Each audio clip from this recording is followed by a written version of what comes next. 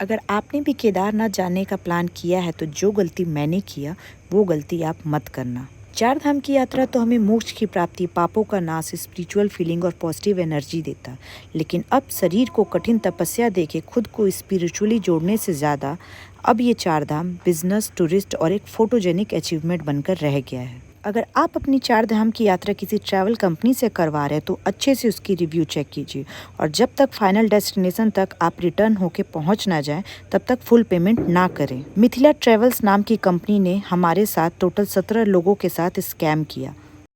बद्रीनाथ में हमसे full payment लेते ही हमसे और पैसे ऐंठने के लिए पहाड़ों के बीच में हमें उतारने की धमकी देने लगा।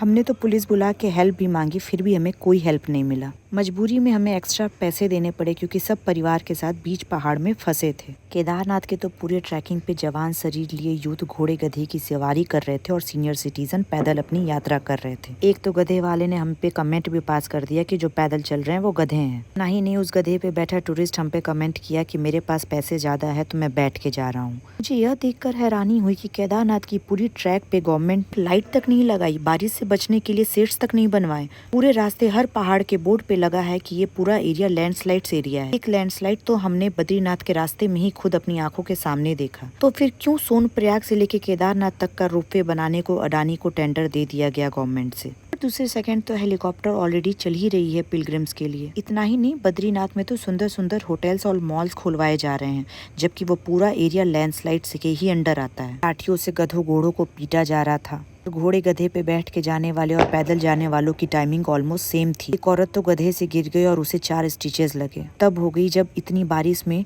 लोग अपने 1 साल से लेके 8 साल तक के बच्चों को लेके जा रहे थे।